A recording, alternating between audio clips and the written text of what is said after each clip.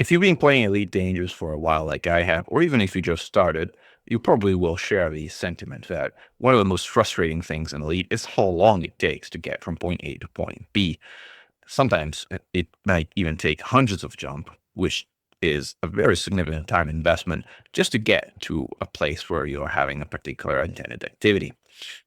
There's a new trick that Commander Tishtech of the Sidewinder Syndicate either discovered or reported on 3 weeks ago, which has now been making the rounds and came to my attention just about a week ago, and which candidly just blew my mind, as it enables to skip the glide phase when approaching planetary settlements in a way that significantly cuts down on the time required to get to planetary locations. This might be the biggest thing since the introduction of SEO drives in terms of the overall time saved, which is particularly interesting when it comes to colonization and the ability to deliver goods to planetary sites that you might be building. Let's take a moment and have a look at how it works. Glide skipping works by approaching your destination as usual in the ideal blue zone of 75% throttle setting until you're at the orbital cruise threshold, which should see your ship slow down to about 200 kilometers per second.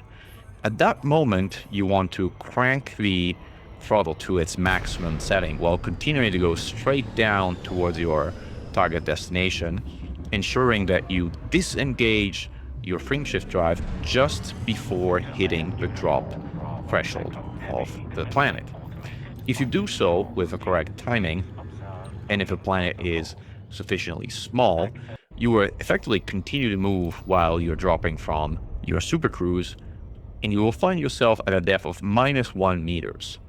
As that is clearly an invalid state, the game will then place you at 150 meters or so above the ground, ideally right next to your destination, having entirely skipped the glide phase and having made an approach at a significantly higher velocity than you would otherwise normally have.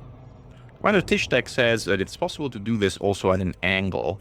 I personally have not been very successful at doing this at an angle. Maybe my aim is off or something, but I've often found myself at a distance of 150 or so kilometers away from my intended destination when I did this at any meaningful angle. So personally, I will do my best to make sure that I'm coming head-on straight from above if I'm trying to glide skip. Commander Tishtech mentions that the gravity of the planet also matters, in that higher gravity planets require the use of supercruise overcharge just before the drop for you to gain sufficient speed to be able to get straight above your destination. My personal experience is that it's not so much gravity that matters, but it's actually the size of a planet, with larger planets that sometimes also have higher gravity, but not necessarily requiring that supercruise overcharge approach. One last thing to note is that if you do glide skip, your docking computer may not necessarily be all that smart about the terrain features around your destination. So keep that in mind and be careful about using docking computers after a glide skip. And once again, kudos to Commander Tishtech on the Sidewinder Syndicate for discovering and or reporting on this finding, which I think will transform the experience of a lot of commanders in the game. It certainly has transformed mine. I probably will never approach a planet ever again after having learned this trick.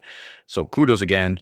Thank you. And as always, glory to mankind. Commander Mechan, over and out.